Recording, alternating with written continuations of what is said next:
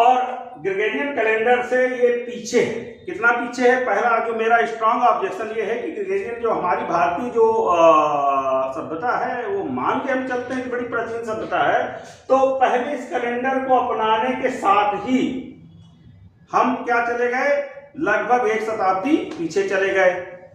एक शताब्दी पीछे चले गए, और जो एक शताब्दी पीछे चले गए मतलब ये 78 एडी में है, और ग्रेगोरियन कैलेंडर तो हम पहली तारीख से मनाते हैं भाई।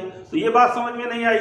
दूसरी बात ये है कि ये वाला जो संवत है विक्रम संवत, पहला ऑब्जेक्शन का कारण कि पीछे चले गए, ध्यान रखिएगा, वो मैं बाद में स्क्रीन में भी शेयर कर दूंगा कि पहला मेरा ऑब्जेक्शन का पॉइंट ये है कि 78 एडी में आ रहा है और ये 58 बीसी में आ रहा है, अर्थात जो वर्तमान का अंग्रेजी कैलेंडर या ग्रेगोरियन कैलेंडर जो हम अपनाते हैं उससे 58 साल पहले है ये वाला संवत, विक्रम संवत। ये पहला मेरा ऑब्जेक्शन का पॉइंट है कि आखिरकार हम पीछे क्यों चले गए, है ना भाई। इसके हिसाब से हम आगे होते, इसके हिसाब से हम पीछे हो गए, ये समझिएगा पीछे का मतलब, ठीक है, और पीछे का मतलब नहीं है। दूसरा मतलब मेरा ये आधार है कि ये शक संवत कम से भारत में एक्चुअली जब भी आप सर्च करिए, आप गूगल सर्च करिए, आपके सामने प्रत्यक्ष है, जब भी आप हिंदू कैलेंडर सर्च करेंगे, ठीक है, या इंडियन कैलेंडर सर्च करेंगे तो नहीं कहता, लेकिन हिंदू कैलेंडर सर्च करेंगे तो ये विक्रम संवत ही आता है।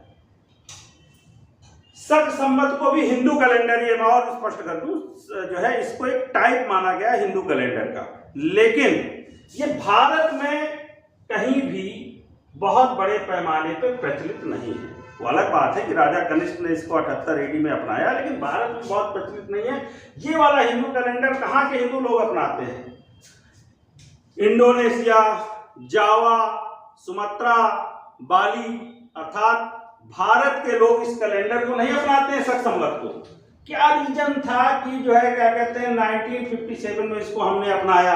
क्या मतलब ऑब्जेक्शंस रहे होंगे, ठीक है, वो ऑब्जेक्शंस जो है वो मैं आगे जो है बताऊंगा, डिकोड करूंगा, लेकिन मेरे जो है बातों का जो मतलब है वो सिर्फ एक कारण जानना है, ठीक है। तीसरा मेरा जो ऑब्जेक्शन है, मतलब दूसरा ऑब्जेक्शन क्या है कि भारत में बहुत प्रचलित नहीं है, ये भारत में प्रचलित है।